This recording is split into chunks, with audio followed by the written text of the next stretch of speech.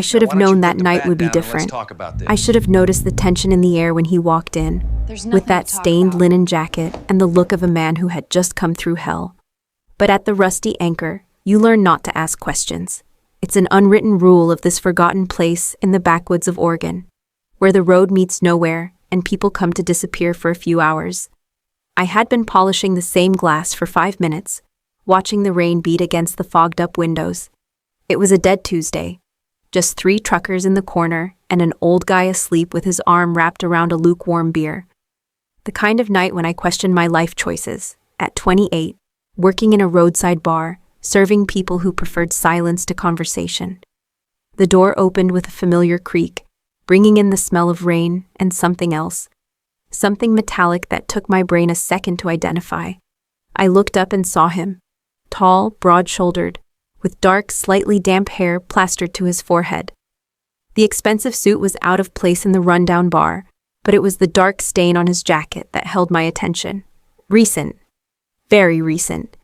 He walked to the bar with a controlled fluidity, like a predator who knows exactly where he is and who's watching him.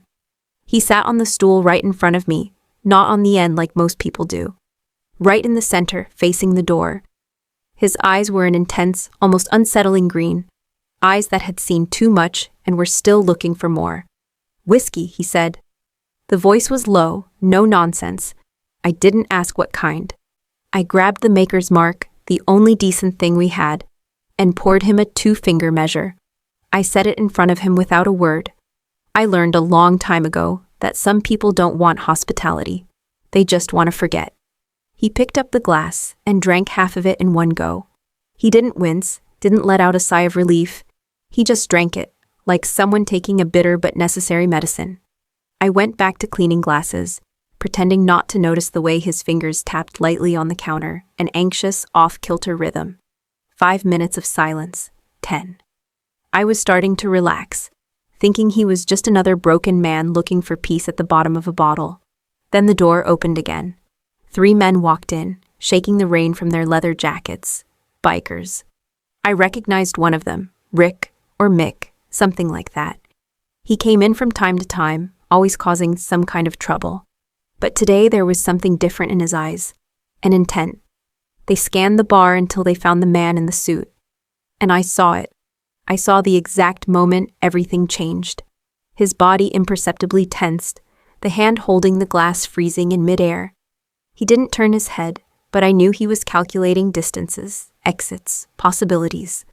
The bikers moved forward. Lennox Carter, the one in the middle, said, with a smile that didn't reach his eyes, "The boss has been looking for you." The man, Lennox, set the glass back on the counter with a disturbing calm. "Tell Dominic I'm off duty." "Doesn't work like that, pal." I should have ducked behind the bar. I should have run to the back and called the cops. It's what any sane person would do. But my feet were glued to the floor, watching the tension build like a rope about to snap. The biker took another step. Lennox slowly stood up, adjusting his shirt cuffs as if he were getting ready for a formal dinner, not a fight. "Last chance," the biker said. "You can come willingly or we'll drag you out." "Third option," Lennox replied, in an almost bored tone. "You can walk out now, and I'll pretend this never happened." The laughter of the 3 men echoed through the bar. The truckers in the corner were already getting up, heading quickly for the exit. The old guy didn't even wake up. It all happened too fast. The biker on the right came at him first, holding a chair.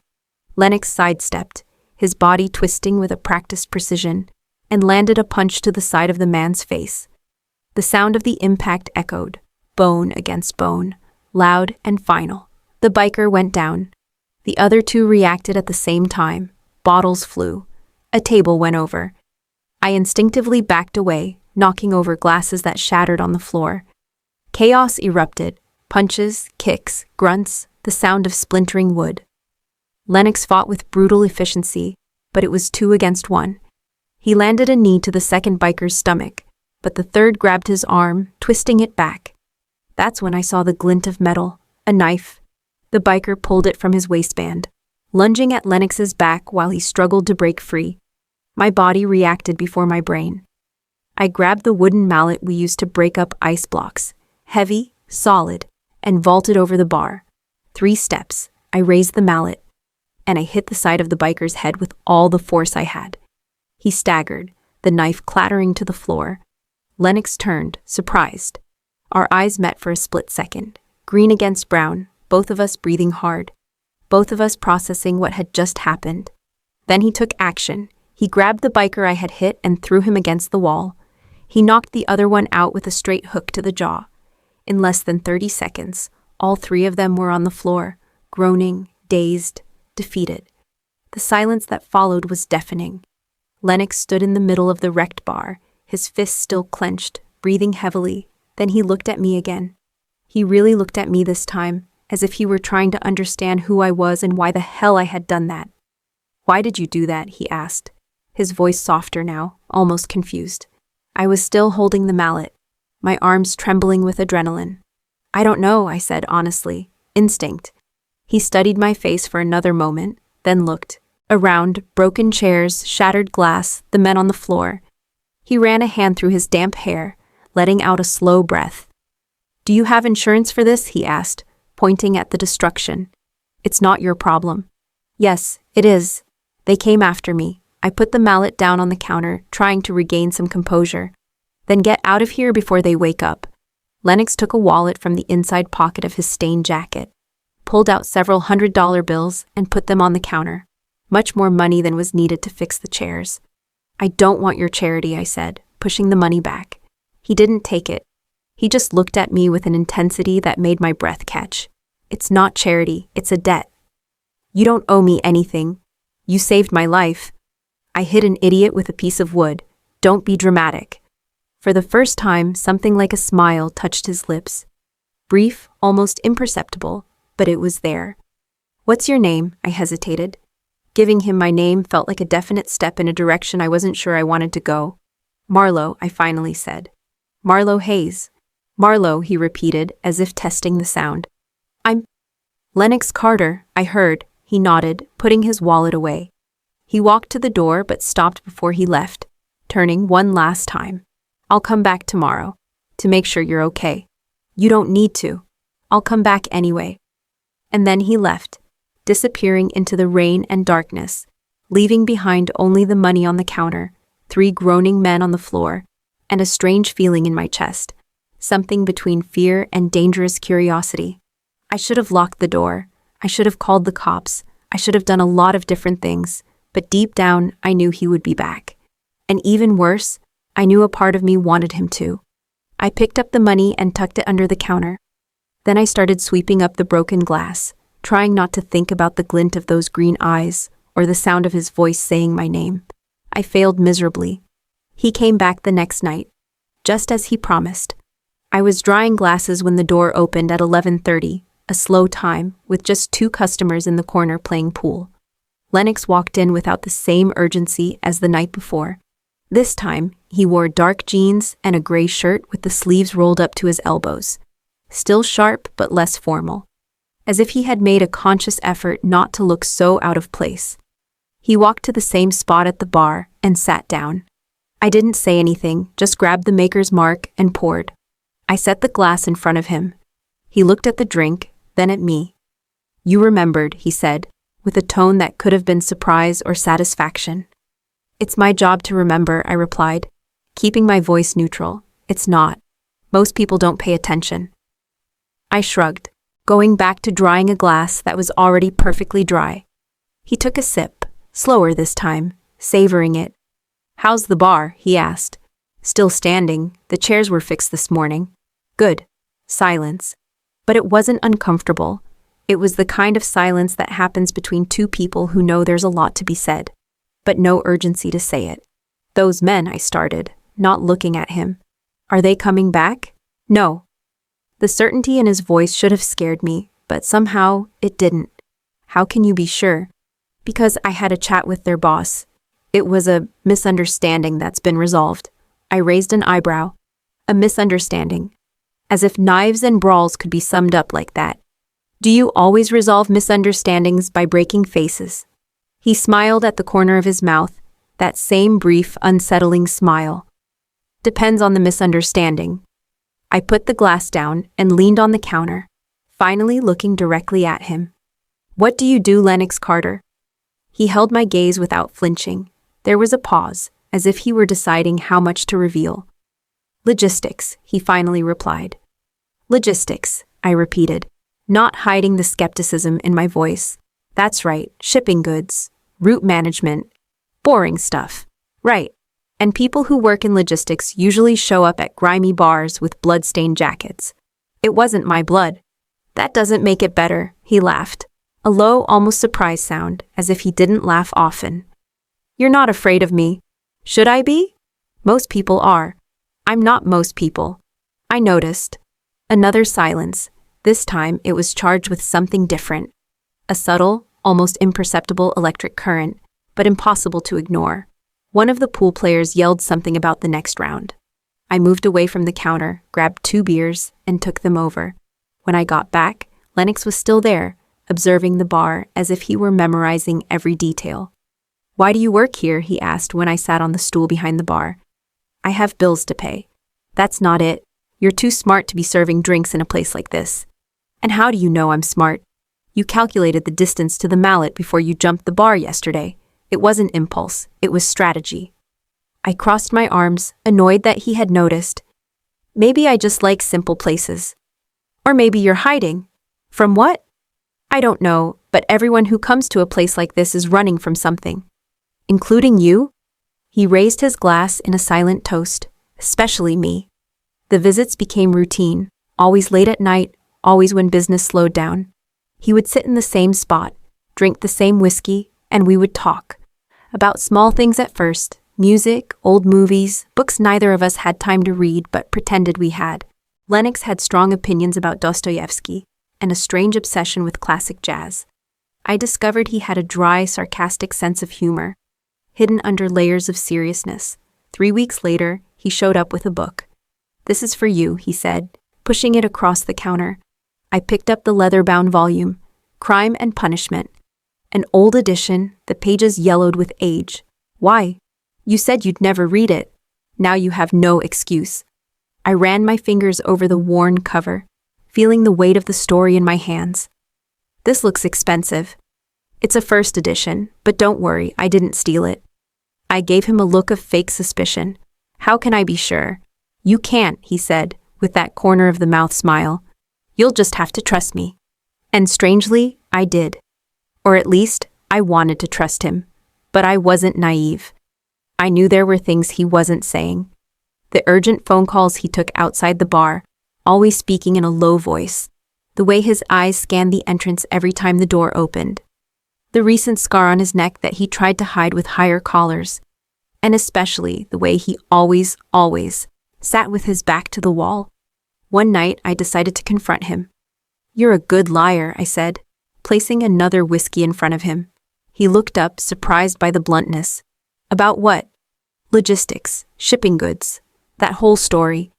"And what do you think I do?" "I don't know, but it's nothing legal." He took a sip, considering his response. "Do you want me to leave?" "I don't know," I said honestly. "Should I?" "Probably." "But will you tell me the truth?" "No." "Why not?" "Because the less you know, the safer you'll be." I hated his logic. Hated it because it made sense. What if I don't want to be safe? Lennox looked at me with an intensity that made my heart race. "Then you're more reckless than I thought. Or maybe I'm just tired of always living in fear." "Marlowe," he began, but was interrupted. The bar door was pushed open with force. A tall man in a worn leather jacket and messy brown hair walked in, shaking rain from his shoulders. Reed Callahan, a member of the local biker club, a regular customer, and someone I considered a friend. Reed stopped when he saw Lennox at the bar. His eyes narrowed imperceptibly. "Marlowe," he said in greeting, but his gaze remained fixed on the other man. "Hey, Reed," I replied, feeling the instant tension. "Want the usual?" "Later," he said, finally looking away from Lennox and walking over to me. "I need to talk to you, privately." I looked at Lennox, who was watching the scene with a neutral but alert expression. He nodded briefly, as if giving permission, which deeply annoyed me. "All right, let's go out back." We went out the back door. The rain had stopped, leaving behind only the smell of wet earth and cold asphalt. Reed lit a cigarette, offering one to me. I declined. Who is he? He asked bluntly. A customer. He's not just a customer. I saw the way you look at him. My face felt hot, but I kept my voice steady. Reed, I care about you, Marlowe. You know that. And this guy? He gestured vaguely toward the door. He's no good. You don't even know him. I know his type. I've seen people like him before. He's dangerous. Everyone who comes in here is a little dangerous, including you. Not like this, Reed insisted, throwing his cigarette on the ground and stepping on it. There's something different about him, something wrong. I crossed my arms, more defensive than I should have been. Thanks for the concern, but I can take care of myself. Reed stared at me for a long moment, the frustration evident in his clear eyes. You deserve someone who will actually protect you, not someone who brings trouble to your door. And you think that's you? The words came out harsher than I intended. I saw the hurt pass over his face before he composed himself. I could be, he said quietly, if you'd let me. My heart ached. Reed had always been good to me, kind, loyal, dependable. He would fix things when they broke, run off troublesome customers, and make me laugh on hard nights. But it wouldn't be fair, I said softly. You deserve someone who feels the same way you do. And you feel that way about him? The question hung in the air between us. I didn't have an answer. Or maybe I did, but I didn't want to admit it. I don't even know who he really is, I finally said. Exactly. Reed leaned in, his voice low and urgent. You don't know this guy, but you know me. You've known me for years. You know you can trust me. I know, and I value that more than you can imagine. But it's not enough. Reed. He held up a hand, interrupting me. It's fine. I get it. But when things get complicated, and they will get complicated, I'll be here. He went back inside without waiting for an answer. I stood there for a few more minutes, looking up at the night sky, trying to sort out my jumbled thoughts. When I went back in, Reed was at the pool table with other club members. Lennox was still at the bar, but his glass was empty. He saw me and left money on the counter, more than enough, as always. I'm leaving, he said. Already? I think it's better. Don't want to cause any problems. Too late for that. He smiled faintly, but there was something sad in his expression. Marlowe, that thing you said earlier about not wanting to be safe. Yes? Think about it. Because once you cross that line, there's no going back. And then he left, leaving behind only the faint scent of his cologne and a sense of emptiness that shouldn't have been there. I looked at Reed at the pool table. Then at the door where Lennox had disappeared. 2 men, 2 choices, one safe and known, the other dangerous and unknown. And I, fool that I was, already knew which one I was choosing. For 2 weeks, Lennox didn't show up. I pretended I wasn't waiting. I pretended I didn't look at the door every time I heard footsteps outside. I pretended I didn't feel a stupid ache in my chest when I realized it was just another tired trucker or a noisy biker. Reed came back to the bar as if nothing had happened. He was still kind, still attentive, but there was a distance now, a carefully maintained space between us. He didn't mention Lennox. I didn't mention his absence, but we both knew it was there, hanging in the air like cigarette smoke. I started reading Crime and Punishment on slow nights. The yellowed pages smelled of time and history, and with every chapter, I found myself thinking of Lennox, of his hands holding this very book, of his eyes scanning the same lines. It was a strange and intimate connection, even in the distance. In the 3rd week, Reed came in differently, tense, restless. He drank 3 beers in silence before finally speaking. I need to show you something, he said, pulling a crumpled envelope from the inside pocket of his jacket. What is it? Just read it, please. I took the envelope with hesitation. Inside were printed articles from the internet, some years old, others more recent. Bold headlines, grainy photos, excerpts from police reports. Federal operation dismantles West Coast smuggling ring. Lennox Carter, suspected leader of criminal organization, remains at large. Authorities search for man linked to money laundering network in 3 states. My stomach went cold. I read every word, every accusation, every description. Smuggling, money laundering, connections to dangerous figures. There were no convictions, it was all suspicions. ongoing investigations, witnesses who disappeared before testifying. But the picture they painted was clear. Lennox Carter wasn't just dangerous. He was at the top of a complex and violent criminal chain. "Where did you get this?" I asked, my voice weaker than I wanted. "I have a friend in the county police. He owes me a few favors. When I described the guy who's been hanging around you, he looked into it." I put the papers back in the envelope, my hands trembling slightly. "Why did you do this?" Reed leaned over the counter, his blue eyes locked on mine with desperate intensity. "Because you deserve to know who you're getting involved with. Because he's not who you think he is. And because—" His voice broke for a moment. "Because I can't stand the thought of you getting hurt." "Reed?" "No," he went on, the words coming out fast, almost tumbling over each other.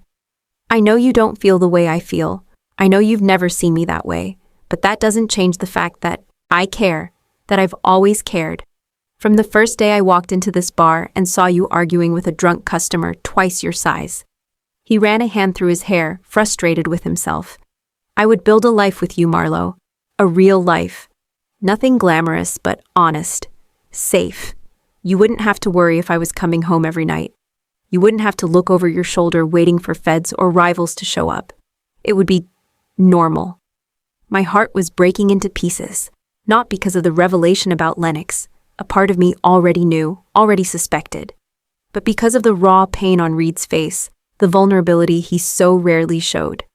"You're one of the best people I know," I said softly, "and any woman would be lucky to have you. But not you. But not me," I confirmed, feeling tears sting my eyes. "Not because you're not incredible, but because I can't force my heart to feel what it doesn't feel. It wouldn't be fair to you." Reed closed his eyes, taking a deep breath. When he opened them again, there was a painful acceptance there. "He's going to hurt you, Marlo. It may not be intentional, but he will. Men like him, they destroy the things they love. What if he doesn't love me? Even worse." There was no answer for that. Reed finished his beer in one gulp, left money on the counter, and walked toward the door. He stopped halfway, turning one last time. "When everything falls apart," he said quietly, "and it will fall apart, I'll still be here, not as a suitor, but as a friend. Because some things don't change, even when we want them to." And then he left, taking with him the possibility of a simple and safe future that I could never choose. 3 days later, Lennox showed up. It was almost midnight. I was closing the bar, wiping down the last tables, when I heard the knock on the door. He was on the other side of the glass, lit only by the flickering red neon of the bar sign. He looked tired. Older somehow. I unlocked the door. He walked in without a word, heading straight for the counter. I locked it again behind him and grabbed 2 glasses, serving whiskey for both of us this time. We drank in silence for a long moment. "You disappeared," I finally said. "Had to take care of some things." 3 weeks is a long time to take care of things. He swirled the glass in his hands, watching the amber liquid. "I shouldn't have come back. But you did." "Yeah. Why?" Lennox looked at me in a way that made my stomach flip. Not from fear, but from something much more dangerous. "Because I can't stop thinking about you, and that's a problem." I drank my whiskey in one go, feeling the burn go down my throat.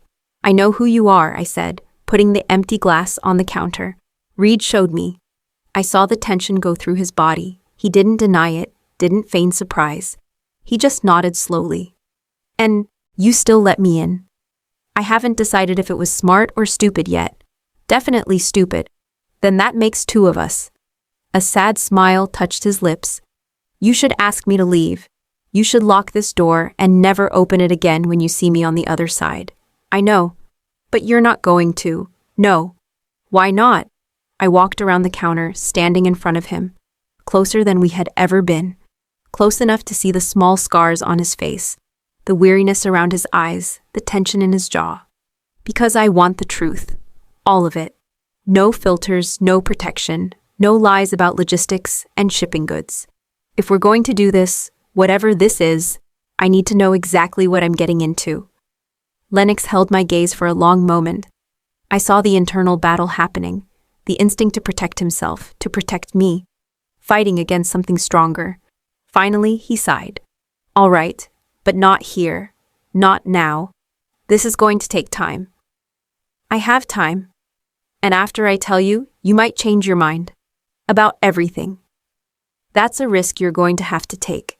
He raised his hand, hesitant, and touched my face. The touch was soft, almost reverent, as if I were something fragile that could break. You're either brave or crazy. I haven't decided which. It could be both. Definitely crazy then. I leaned into his touch, closing my eyes for a moment. When I opened them, I saw something on his face that scared me with its intensity, raw vulnerability mixed with desire and fear in equal measure. Tomorrow, he said, lowering his hand. Come to my apartment. I'll tell you everything. And then, you decide. Decide what?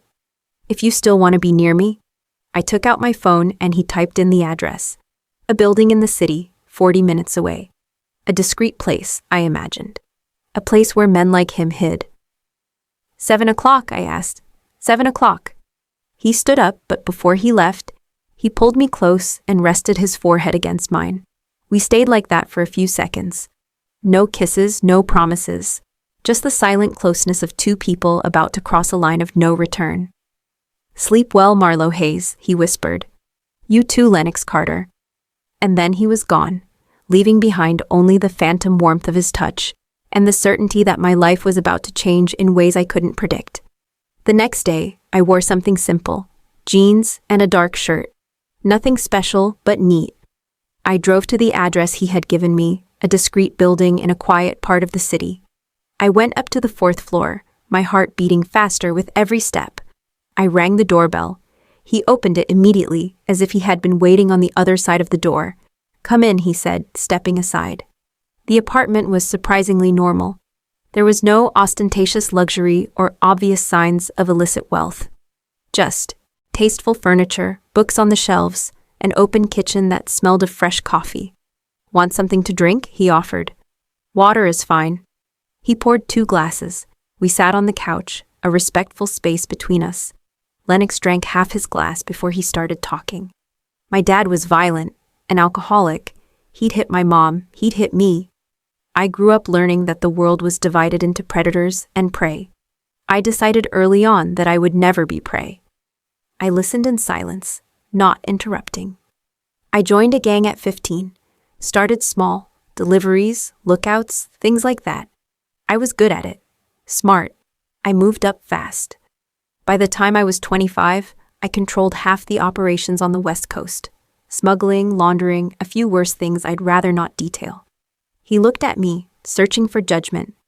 I kept my expression neutral. I never got involved with things that directly hurt innocent people. No hard narcotics that destroy communities. No exploitation. But don't be fooled, Marlo. My hands are dirty. I've made decisions that took lives. I've ordered things I can't undo.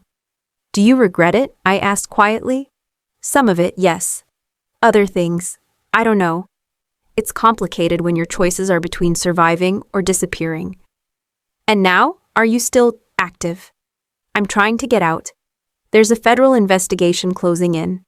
I have informants who keep me posted, but the net is getting tighter. I have to make a choice. Either I find a way out before they catch me, or I spend the rest of my life looking over my shoulder. Why are you telling me this? He finally looked at me for real, and the intensity in his gaze took my breath away.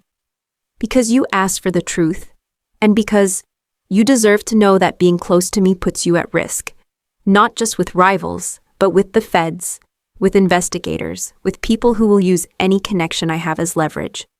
So you're pushing me away. I'm giving you the option to walk away. I placed my glass on the coffee table, processing everything he had said. It was a lot, heavy, too real to be ignored. What if I don't want to walk away? Then you're more reckless than I thought. You've said that before. Because it's still true, I stood up, walking to the window. The city stretched out below, blinking lights, lives happening, people making choices every day. I've spent my whole life being careful, I said, without turning around. I chose this bar because it was safe, predictable, controlled. And you know what I found out? That safety is sometimes just another name for loneliness. I felt Lennox approach, stopping behind me. You can have safety with someone else, someone like Reed. Reed doesn't make me feel alive. You do. Feeling alive isn't worth it if it gets you killed. I turned to face him. That's my choice, not yours. Marlo? No, you already made your decision by telling me all this. Now I'm making mine. And I choose to stay. I saw the conflict on his face. Relief, fear, desire, guilt. All at the same time. You're going to regret this, he whispered. Maybe, but I'd rather regret trying than never knowing. He touched my face again, and this time there was no hesitation. I leaned into his touch, closing my eyes. I felt his breath close, the warmth of his body, the electric tension between us. If we do this, he said softly, there are no guarantees. I can't promise happy endings or safety. I can only promise I'll do everything to keep you out of it. Then promise me that. I promise. And then he kissed me. It wasn't gentle or hesitant. It was a kiss charged with weeks of pent-up tension, of danger and desire mixed together. Of a connection that neither of us could explain, but both felt with overwhelming force. When we broke apart, we were both breathing heavily. There's no going back after this, he said. I know. All right then. We stood there, holding each other in the middle of the apartment. Two strangers who had become something more, something dangerous, forbidden, but undeniably real. Outside, the world kept spinning, and somewhere, I knew, the storm was brewing. But in that moment, I chose to ignore the warning signs. I chose to stay. And that choice would change everything. The next 3 days were the most intense of my life. Lennox let me into his world in a way he rarely did with anyone. I got to know parts of him that I imagined no one knew. The man who read Russian poetry on sleepless nights, who cooked with an almost obsessive precision, who had scars not just on his body, but on his soul. We spent nights talking about everything and nothing, building an intimacy that went beyond the physical. But reality was never far away. The calls still came. Tense voices on the other end of the line, coded conversations I didn't fully understand but knew were dangerous. Lennox would always leave the room to take them, but I could see the tension in his shoulders when he came back, the way his eyes grew darker. On Thursday night, I went back to the bar for my shift. I had missed the last few days, something I never did, and I needed to keep up appearances. Life went on. Even when my world was being turned upside down, Reed was there. He saw me walk in, and something in his face changed. Not anger, but a deep sadness mixed with determination. He waited until things slowed down, then walked to the counter with heavy steps. We need to talk, he said, his voice low and urgent. Now. Reed, if this is about Lennox, it is, but not the way you think. There was something in his tone that scared me. I asked Jenny, the other bartender, to cover for me for a few minutes, and I went outside with Reed through the back door. The night was cold, with that biting wind that announced a storm. Reed lit a cigarette with trembling hands. My contact on the police force called me today, he began, without mincing words. There's a federal operation happening, big one. They finally got someone on the inside of Lennox's organization to cooperate, some accountant or something. My stomach went cold. What does that mean? It means they're going to hit coordinated raids on all his linked properties. They're going to arrest all his associates, freeze assets, turn everything inside out. And Marlo, he looked at me with desperate urgency. You're on the list. What? They've seen you with him. They have photos. They think you might be involved or at least know things. They're going to interrogate you, possibly accuse you of complicity if they find any connection. The world seemed to tilt. When? In the next 48 hours, maybe less. I ran my hands over my face, trying to process. This couldn't be happening. Not like this. Not so fast. Why are you telling me this? Reed threw his cigarette on the ground, stepping on it with unnecessary force. Because even though I think you're making the biggest mistake of your life, I can't stand to see you get destroyed because of it. You don't deserve to be dragged into this mess. You don't deserve to have your life ruined because you got involved with the wrong person. Tears burned in my eyes, not from sadness, but from a painful gratitude. Reed? No, he held up his hand. Don't say anything, just warn him. Run, hide, do whatever you have to do. But most importantly, Get away. Cut all ties before the feds make the final connection. It's your only chance to get out of this relatively unscathed. What about you? Are you going to get into trouble for telling me this? He gave a humorless smile. Probably, but I've always been good at pretending I don't know anything. I stepped forward and hugged him tight. Reed was stiff for a moment, then hugged me back, squeezing as if it were the last time. Thank you, I whispered against his shoulder. For everything. For being my friend even when I didn't deserve it. You always deserved it, Marlo. You just chose the wrong guy to love. We pulled apart. Reed looked at me one last time. Memorization, farewell, acceptance. Then walked back inside the bar without looking back. I stayed there for another minute, my heart pounding, my mind racing. Then I took out my phone and called Lennox. He answered on the second ring. We need to talk now, I said, trying to keep my voice steady. It's urgent. There was a brief pause. Where are you? At the bar, but I can leave. No, stay there, I'm coming. He hung up before I could protest. I went back inside, told Jenny I needed to leave early, and waited. 15 minutes later, Lennox showed up. There were no disguises this time. He walked in, with the urgency of someone who knew time was running out. I took his hand and led him to the small office in the back. A cramped space with an old desk and piles of paperwork. What happened? He asked as soon as I closed the door. I told him everything, about Reed, about the federal operation, about the snitching accountant, about the 48 hours. I watched his face harden with every word, his jaw clenching, his eyes becoming colder and more calculating. They have photos of you with me? He asked when I finished. Apparently so. He let out a string of soft curses, running his hand through his hair. This complicates everything. Lennox, you need to leave town. Disappear before— No, he interrupted, firm. I'm not running, not this time. You'll get arrested. Maybe. Or maybe I'll do something I should have done a long time ago. I took his arms, forcing him to look at me. What are you planning?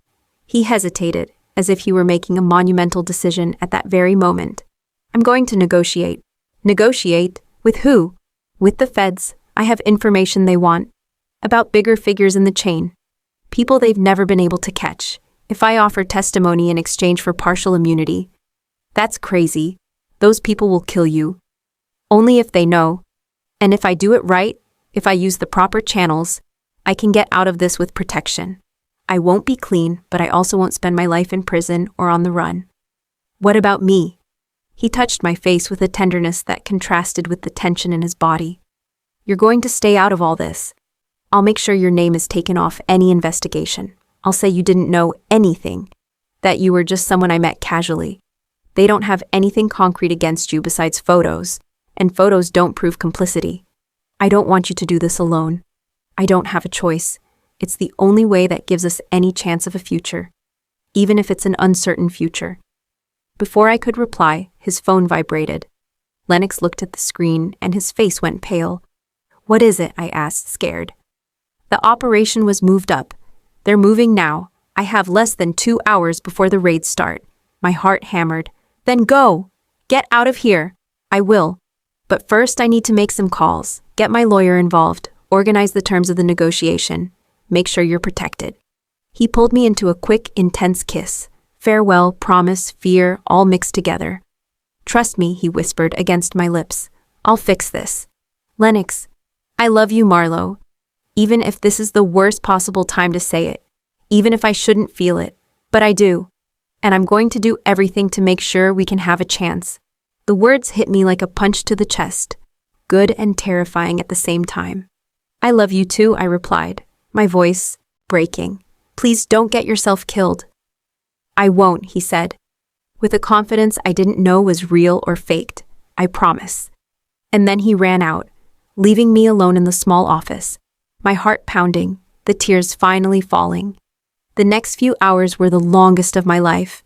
I tried to work, but I couldn't concentrate. Every car that passed, every customer that came in, every sound made me jump. Jenny realized something was wrong, but didn't ask. She just took over the tables while I pretended to organize the stock in the back. My phone remained stubbornly silent. No messages from Lennox, no updates, nothing. The uncertainty was suffocating. It was almost 2 a.m. when Reed came back to the bar. He came in a hurry, his eyes scanning the room until he found me. "It happened," he said quietly. "The raid started an hour ago. They arrested over 20 people, froze accounts, seized properties. And Lennox? He's not on the list of arrests, not yet." I didn't know if that was a good thing or a bad thing. Reed came closer, his voice urgent. "Marlo, you need to get ready. The feds are going to want to talk to you, probably tomorrow. You need to have a story ready, simple, consistent. You met him casually, you didn't know anything, it was just a few conversations at the bar, nothing more. Reed, I can't lie to federal authorities, that's obstruction." "It's survival," he interrupted. "You didn't do anything wrong. You didn't participate in any crimes. You just got emotionally involved with the wrong person. That's not a crime. But if you give too many details, if it seems like you knew about his activities, they'll drag you into it. Do you understand?" I nodded, my throat tight. "Right, simple story, met him at the bar, didn't know anything." "Exactly." He hesitated, then gave me a quick hug. "It's going to be okay, you're strong, you'll get through this. And you? Are you not going to get into trouble for warning me?" "I'll manage, I always have." Reed left soon after, and I finally locked up the bar. I drove home in a daze, my mind too numb to process everything that was happening. When I got to my small apartment, I found an envelope under the door. My name was written in Lennox's elegant handwriting. With trembling hands, I opened it. "Marlo, if you're reading this, it means I was able to deliver it before everything came crashing down. There are many things I wanted to say in person, but time won't allow it. I've activated my lawyer and started negotiations with the feds. I've offered full testimony in exchange for partial immunity and protection. I don't know if they'll accept, but it's the only play I have. Your name has been completely removed from any official connection. I made sure of that through the proper channels. You are safe. At least legally, I don't know when I'll be able to see you again. It could be weeks, months, maybe longer. The witness protection process is complex and unpredictable, but I promise I'll come back. Somehow, I'll find a way. You gave me something I hadn't had in years, hope. The possibility of being someone other than what I built. I won't waste that. Be strong, be smart. And if anyone asks about me, you don't know anything. We were just two people who met in a bar. Nothing more. I love you. That doesn't change, no matter what happens. L."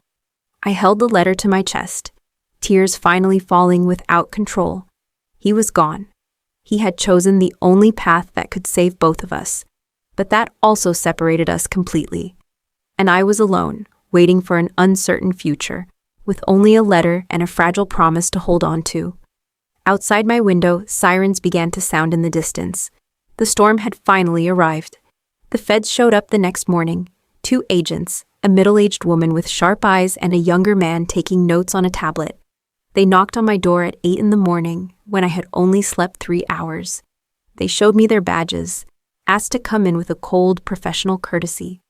We sat in my small living room. My heart was pounding so hard I was sure they could hear it. "Miss Hayes," the woman, Agent Morrison, began. "We're investigating Lennox Carter and his organization. We have reason to believe you've had recent contact with him. We'd like to ask you some questions." I took a deep breath, remembering Reed's words, simple story, consistent. "Yes, I met Lennox," I said, keeping my voice as steady as possible. "He used to frequent the bar where I work, the Rusty Anchor on Highway 26. How often did he go there?" "A few times a week over the last few weeks, always late at night." "And you would talk?" "Yes, casual conversations, about books, music, trivial things." "Just casual conversations." Agent Morrison's tone was skeptical. "Yes. We have photos of you two together outside the bar, Miss Hayes, at his apartment specifically." My stomach churned, but I forced myself to keep my face neutral. "Yes, I visited his apartment a few times. We were getting to know each other better." "Romantically?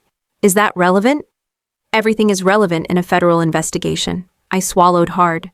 "We were starting to see each other, yes, but it was recent. Very recent." "And during that time, did he mention anything about business? Associates? Operations?" "No. He said he worked in logistics. He never went into detail." Didn't you find it strange? A well-dressed man, clearly with money, frequenting a roadside bar? A lot of strange people frequent bars.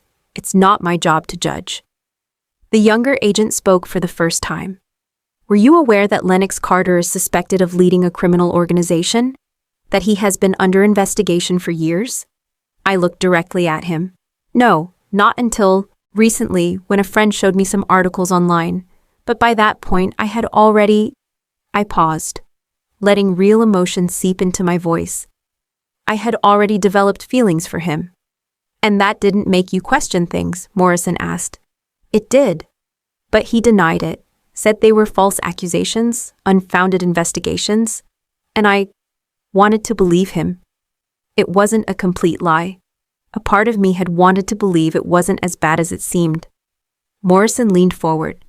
Miss Hayes, if you know anything, any information about his whereabouts, associates, accounts, properties, it would be in your best interest to cooperate. Obstruction of justice is a serious crime. I understand, but I don't know anything. Lennox never shared details of his work with me. I never met his associates. I never went to any property besides his apartment. And as for his current whereabouts, I have no idea where he is. That at least was the truth. The interrogation continued for 40 more minutes, the same questions rephrased from different angles, trying to catch me in contradictions. But I kept the story simple, consistent, exactly as Reed had coached me. Finally, Morrison closed her notebook. All right, Miss Hayes, for now, that's all. But there may be more questions in the future. Don't plan on leaving the state without notifying us. Understood. They stood up to leave. At the door, Morrison turned one last time. A piece of advice from one woman to another? Choose better next time. Men like Lennox Carter destroy everything they touch. I've noticed, I replied softly. When the door closed behind them, my legs finally gave out. I sat on the floor, my head against the wall, trembling with relief and exhaustion. I had passed. At least for now. The next few weeks were strange and empty. The bar went back to normal, or at least to what passed for normal. The regulars kept coming. Jenny kept complaining about the night shifts. The cash register kept stubbornly jamming. Everything was the same. Everything was different. Reed showed up from time to time, but he kept a respectful distance. He didn't ask about Lennox. He didn't mention the feds. He just ordered his beer, talked about trivial things, and left. It was painful and kind at the same time, him giving me space, but also being present if I needed him. 3 weeks after the federal operation, I got a call from an unknown number. Marlo Hayes? A male voice, formal. Yes? My name is David Klein. I'm Lennox Carter's attorney. He asked me to get in touch with you. My heart jumped. Is he okay? He's under federal protection, but he's safe. I can't give you many details over the phone, but he wanted you to know the process is moving along. The negotiation was accepted. He's going to testify in exchange for partial immunity. When can I see him? I don't know. The witness protection process is complex. It could take months, maybe longer. But he wanted me to deliver something to you. I can send it by mail, or we can arrange a meeting if you prefer. A meeting, please. We arranged to meet the next day at a discreet coffee shop in the city. Klein was a middle-aged man with graying hair and an impeccable suit. Very different from what I imagined a criminal's lawyer would be like. He handed me a small package. Lennox made me promise this would get to you, no matter what happened, he said. And he also asked me to tell you that he's keeping his promise. He'll be back. Do you believe him? Klein smiled faintly. I've known Lennox for many years. I've watched him build an empire, make impossible decisions, survive situations that would kill lesser men. If he says he's coming back, he'll be back. It might take time, but he's too stubborn to give up. I held the package against my chest. Thank you for everything. Take care, Miss Hayes, and be patient. Good things rarely come quickly. I went home and opened the package with trembling hands. Inside was another letter and a small velvet box. I opened the letter first. Marlo, if Klein was able to deliver this, it means the first phase of the negotiation is complete. I'm under federal protection now, in a place I can't reveal. The process is slow and frustrating, but necessary. I'll be testifying against bigger figures in the organization. People who were always higher up the hierarchy than me. It'll take time. Hearings, depositions, security protocols. But in the end, I'll have some form of freedom. Not complete, never will be, but enough to rebuild a life. I found a way to get out of the business legally. Through loopholes and expensive lawyers, I was able to protect some assets. I bought a car repair shop in a small town, something legitimate, far from crime. That's where I plan to start over when this is all done. I don't expect you to wait for me. I don't have the right to ask you to. But if, when I get back, you're still willing to try, I would like to build something real with you, something honest, something that's worth all the chaos we've been through. The box is a reminder. It's not a request, not a formal promise. Just a symbol that you change my life in ways I can't express in words. Be strong, Marlo Hayes. And know that wherever I am, I'm thinking of you. Always, L. With trembling hands, I opened the velvet box. Inside was a simple silver ring with a small dark green stone. It wasn't extravagant or flashy. It was discreet, elegant, personal. The color of the stone was exactly the same as his eyes. I put the ring on my finger, feeling its comforting weight. It wasn't an engagement ring. It wasn't a formal commitment, but it was a silent promise, from him to me, from me to him. Waiting was worth it. 6 weeks passed. Life went on. The bar, the shifts, the empty conversations with customers who didn't care, but there was a difference now, a strange lightness, a fragile but persistent hope. Reed finally opened up to me one night, when the bar was almost empty. "I'm leaving," he said, sipping his beer. "A long trip with the club. We're going to ride the coast, maybe go down to Mexico, be gone for a few months." "When?" "This weekend. Just came to say goodbye." I walked around the counter and sat next to him. We were silent for a moment, sharing the weight of everything that had happened between us. "You deserve to be happy, Reed," I finally said. "For real." "You too," he replied, looking at the discreet ring on my finger. He had noticed, but he never commented. He's one lucky idiot. Or I'm one unlucky idiot. I still haven't decided which. Reed laughed, a genuine sound without bitterness. "For what it's worth, I hope it works out. I hope he comes back and you two build something good. Even if it hurts to think about it." "Thank you," I whispered. "For everything, for being my friend when I didn't deserve it. For saving me when I needed it. For letting me go when you could have made things harder." "Love isn't about making things hard," he said, finishing his beer. "It's about wanting the other person to be happy, even if it's not with you." We hugged, a real farewell this time. Not one filled with unrequited hopes, but with mutual respect and genuine affection. "Take care, Marlo Hayes." "You too, Reed Callahan." He walked out of the bar for the last time, got on his motorcycle, and disappeared into the night. I watched until his taillights were completely gone, and then I was alone again, but not lonely. There was a difference. 10 weeks after the federal operation, I got a text from an unknown number. "Rusty Anchor. Tomorrow, midnight. Don't tell anyone." My heart stopped. I recognized the style, blunt, no nonsense. Lennox. The next night, I closed the bar early. I sent Jenny home, locked the doors, turned off half the lights. I sat on the stool behind the bar, my eyes fixed on the door, my heart pounding against my ribs. Midnight came and went. 1 minute, 5, 10.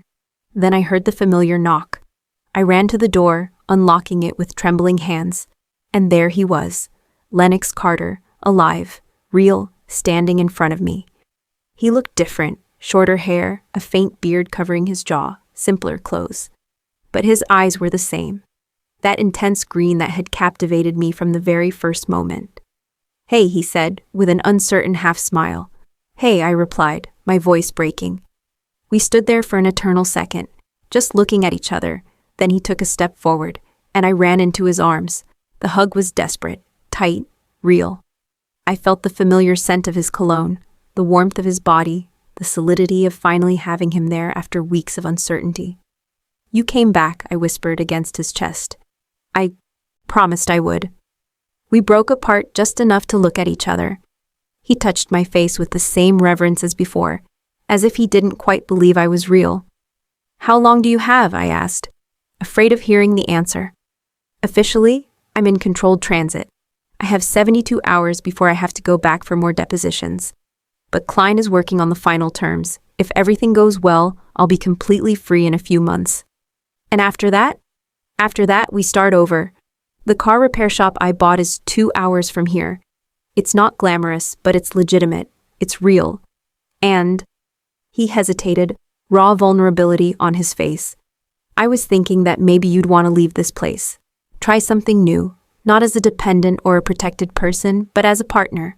Build something together. I looked around the rusty Anchor, the bar that had been my safety, my predictability, my comfortable prison for so many years. Then I looked at Lennox, at the dangerous, complicated man who had turned my world upside down. It's not an immediate yes, I said honestly. I need to think, organize things, decide on my own terms. He smiled, proud, relieved, in love. I wouldn't expect anything less from you. But can I think for these 72 hours, with you here? I was counting on it. I pulled him in for another kiss, slower this time, filled with promises and possibilities. When we broke apart, we were both smiling. I still have your book, I said. Crime and Punishment. I haven't finished it yet. We have time now. I can read it with you. That would be good. I locked the bar door, turned off the last lights, and we walked together to my car. We didn't know exactly what the future would hold. There were no guarantees of a happy ending. But for the first time in a long time, there was hope. And sometimes, hope was enough. The 72 hours passed too fast and too slow at the same time. Lennox stayed at my apartment, a small space that suddenly felt smaller and cozier with him in it. We cooked together, simple breakfasts that he turned into something special with his obsessive precision. We read Crime and Punishment on the tiny balcony, me leaning against him while his low voice narrated Dostoevsky's words. We talked about everything, plans, fears, memories, dreams that neither of us was sure we could achieve. On the second night, lying in the dark, he told me more about the shop. It's an honest place, he said, his fingers tracing lazy patterns on my arm. Classic cars, mostly. Restoration, something that takes patience, precision, the opposite of everything I've done for the last 15 years. Do you know how to fix cars? I learned when I was a teenager. Before everything went wrong. It was one of the few things that calmed me down, working with my hands, seeing something broken come back to life. I thought about going back to it. Starting, over the right way, I turned to face him in the dim light. What if I don't go? To the town, to the shop, to all of it? He didn't answer immediately. He just pulled me closer, kissing my forehead. Then I'll come here whenever I can. 2 hours of driving is nothing. I'm not going to pressure you, Marlo. You've already risked too much for me. If you want to keep your life here, your bar, your independence, I understand. We'll find a way. But you want me to go. I want you to be happy. If that means coming with me, great. If it means staying here, I'll accept that too. I just don't want to lose you now that I've finally gotten back. I closed my eyes, breathing in his scent, memorizing the moment. I need time to decide. I know, and you have all the time you need. On the third morning, we woke up early. The sun had barely risen when we made coffee and sat on the small balcony, watching the city slowly wake up. There was a melancholy in the air. We both knew he would have to leave in a few hours. When are you coming back? I asked, holding the hot mug between my hands. I'm not sure. A few more weeks of depositions, then final processing of the terms. Klein thinks everything will be settled by the end of the month. And the people you gave up? Aren't they going to come after you? Federal protection is good at what it does. New documents, a new identity for official transactions, and most of the people who mattered have already been arrested or fled. There's always a risk, but it's manageable. That doesn't reassure me much. He smiled to the side. Sorry, I'm used to risk. I forget that it's not normal. Nothing about you is normal, Lennox Carter. Is that a complaint? No, just a statement. We were silent for a while, just existing together. Then Lennox spoke, his voice lower. You noticed I didn't use my real name? I looked up, surprised. What? Lennox Carter was my professional name. I built an entire identity around it. But it's not the name my mom gave me. What's your real name? He hesitated, as if sharing this was more intimate than anything we had ever done. James Sullivan. I tested the sound in my mouth. James. Sounds strange after so many years. No, it sounds human, real. That's who I want to be now. Not Lennox Carter, the criminal, but James Sullivan, the mechanic who's trying to fix his life along with old cars. I took his hand, lacing our fingers together. I think I like James Sullivan. I hope you do, because he's the one who will be waiting for you if you decide to show up. He left at noon. A discreet car with tinted windows came to pick him up. Protocol, he explained. We said goodbye in my apartment parking lot, away from curious eyes. I'll call when I can, he promised, holding my face in his hands. It might not be often, it might be from different numbers, but I'll keep in touch. Okay. And Marlo? He looked at me with that intensity that always disarmed me.